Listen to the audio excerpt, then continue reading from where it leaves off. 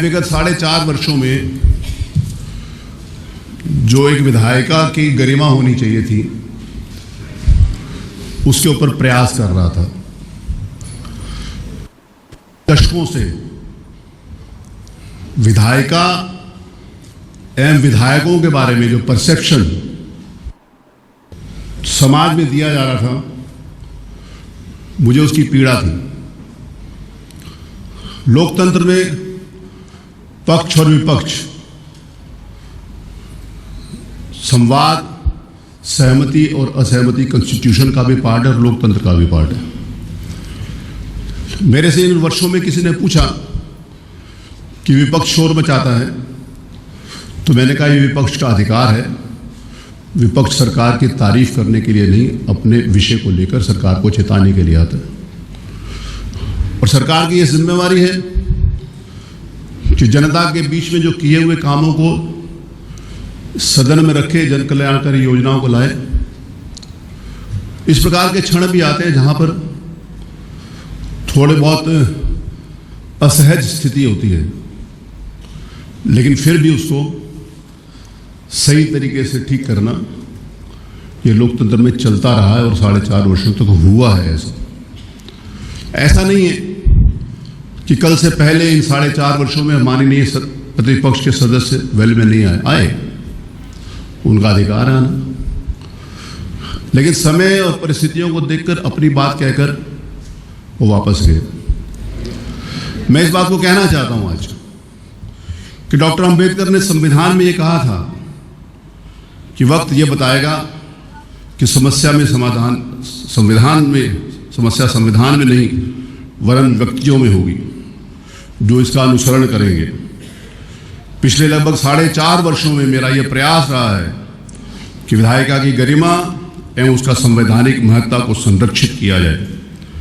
इस निमित्त अन्य प्रयासों के अतिरिक्त अध्यक्ष के रूप में मैंने देश में प्रथम बार इस सदन के माननीय सदस्यों को उनकी योग्यता के अनुसार वर्गीकृत करके ये प्रसारित किया। इस सम्मानीय सदस्य सदन के उच्च स्तरीय योग्यता धारित करने वाले विद्वत जन सदस्य हैं और ये कि विधायिका किसी से कम नहीं है।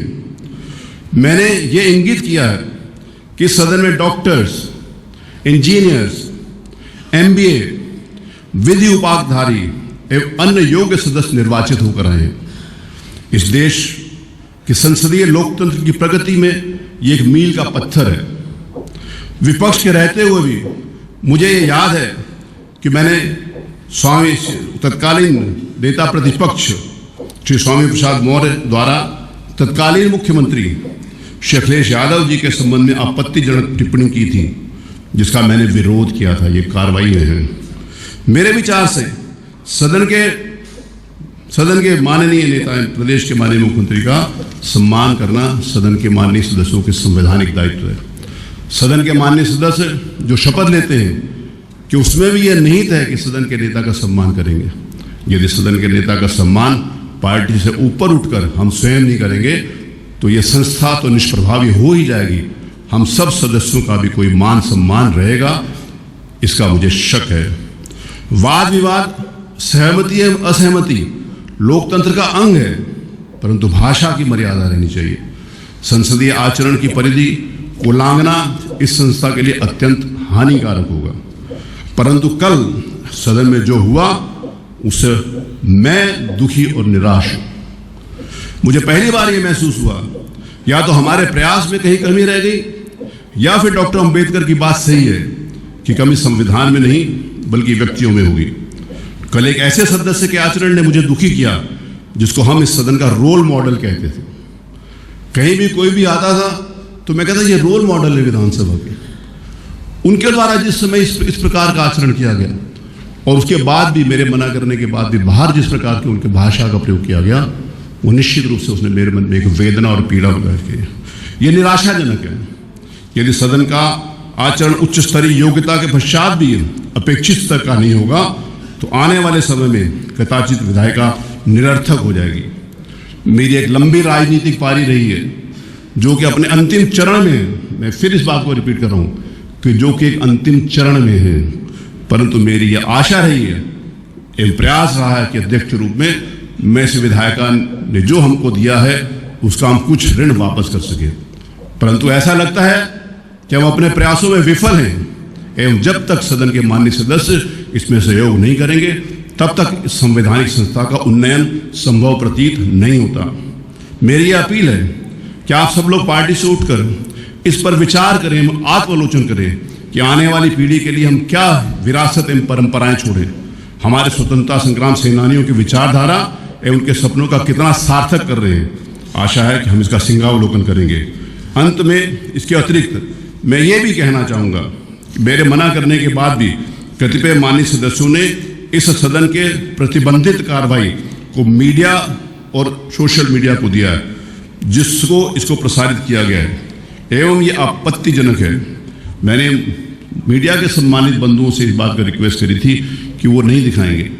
पहले भी इस प्रकार के अगर यहाँ पर विधानसभा में ये क्षण आए हैं कि जिस समय वीडियो रिकॉर्डिंग करी जा रही थी, मैंने मना किया था, उसके बाद भी उन्होंने मान गए थे। लेकिन परंतु कल जिस प्रकार से जो मेरे मना करने के पश्चात भी जिन माननीय सदस्यों के द्वारा यहाँ की फोटो खींचकर सोशल मीडिया में डाली, यहाँ की रिकॉर्डिंग करके सोशल मीडिया में डाली, वो अत्यंत निंदनीय है और पीड़ाजनक है। अगर इस प्रकार का आप छवि समाज में देना चाहते हैं कि हम नहीं सुधर सकते, तो सबके लिए इस बात की जिम्मेवारी होती है। कोई भी एक सदस्य अगर इस प्रकार का आचरण करता, मैंने कहा था कि एक समय था कि जिस समय माननीय अखिलेश यादव जी मुख्यमंत्री थे तो 2 सदस्यों ने वहां पर अपनी हाफ ऊपर कपड़े उतार दिए थे, तो मैंने कहा था वो कपड़े 2 लोगों के नहीं, पूरे 403 विधानसभा के सदस्यों के उतरे हैं, मैंने ये बात कही थी। और उसके बाद भी अगर इस प्रकार का आचरण है तो मुझे बहुत दुख है। मुझे इस बात के लिए विचार करना पड़ेगा, गंभीरता के साथ विचार करना पड़ेगा कि मैं इस कुर्सी के योग्य हूं कि नहीं हूं, या अथवा जो कुछ मैंने 4.5 वर्षों के अंतर्गत किया है वो उचित है कि अनुचित है। मैं इसके ऊपर आत्मविलोचन करूंगा और इसका निर्णय शीघ्र करूंगा। बताइए आप क्या कहना चाहते हैं। माननीय अध्यक्ष जी, हमने आपको बहुत ही गंभीरता से सुना और मैंने मानवर शुरू में ही कहा था कि मैं सौभाग्यशाली हूँ कि आपको विपक्ष के रूप में भी देखा, सरकार के मंत्री के रूप में भी देखा और माननीय अध्यक्ष की पीठ पर भी मैंने आपको देखा। थे कि लोकतंत्र चलता है लोक और लाभ से। अगर और इसके बाद ही मैंने जहां जिस प्लेटफॉर्म पे आपके समस्त सरकार से अनुरोध किया था तो मैंने कहा था कि उत्तर प्रदेश देश का बड़ा राज्य है और बड़े राज्य में बहुत सी समस्याएं हैं जिस पे माननीय सदस्य अपने विचार साझा करके सरकार से समुचित उत्तर की प्रतीक्षा करते हैं और प्रदेश भी देखता है, विधानसभा की कार्रवाई को पूरा प्रदेश और देश देखता है मानवर। लेकिन मानवर ना जाने किन परिस्थितियों में लगातार सदन की अवधि कम की जा रही है, विपक्ष को लगातार मानवर अनदेखी की जा रही है। जितना दायित्व सरकार का सदन चलाने का है मानवर, उतना ही दायित्व हमारा भी है। माननीय मुख्यमंत्री जी केवल भारतीय जनता पार्टी के मुख्यमंत्री नहीं है मानवर, माननीय मुख्यमंत्री जी हम सबके मुख्यमंत्री हैं। लेकिन भाषा कोई एक तरफ से नहीं बिगड़ी है मानवर। अगर भाषा का अवलोकन करेंगे मानवर तो इसी सदन में ऐसी ऐसी भाषा का प्रयोग हुआ है जिसके बारे में आपके खुद रिकॉर्ड में है और लाइब्रेरी में मानवर। हम उन विवादों में नहीं जाना चाहते मानवर, लेकिन कल की भी घटना पे हमारी पार्टी, हमारे नेता विरोधी दल ने आपको चर्चा के लिए मानवर अनुरोध किया था। मानवर आपने कुछ उस पर कहा था कि हम व्यवस्था देंगे, लेकिन हम सब चाहते थे कि वो इस तरह का देश और दुनिया के सामने वो आके खड़ा हो गया है। उस अगर हम जिक्र करेंगे मानवर तो हो सकता है कुछ लोगों का अच्छा ना लगे, लेकिन सब लोग जानते हैं कि कौन सा विषय इस समय देश के अंदर चल रहा है। और वहीं दूसरी तरफ मानवर सड़कों पर छात्र पिट रहे हैं, खेतों में किसान। कल जब आपने कही, आपने बात की, इसका मैं उत्तर दे दूं। अब बैठे, मैं अपनी बात कह दूं। आपने जो विषय कहा मेरे ऊपर, मैं उसके मेरी बात सुन लीजिए। मानवर, मैं बात से हृदय आपका संरक्षण चाहता हूं मानवर। हमेशा विपक्ष आपने विभिन्न प्लेटफॉर्म पे कहा, लगभग 4.5 साल हो गया बिना व्यवधान के विधानसभा अनवरत गति से काम की है। मानवर क्या इसमें विपक्ष का सकारात्मक रोल नहीं रहा? विपक्ष ने ऐसी ऐसी भाषा का सामना किया मानवर कि चाहता विपक्ष तो आ करके यहाँ पर खड़ा होकर के व्यवधान पैदा करता, लेकिन मानवर हमें आपकी पीठ पर विश्वास है। हम जानते हैं कि आपकी पीठ से हमें न्याय मिलेगा मानवर। लेकिन जब आपने कार्य योजना प्रस्तुत की थी उस समय भी मैंने मानवर कहा था कि बहुत सीमित समय है और इस सीमित समय में बहुत बड़ी बड़ी समस्याएं हैं।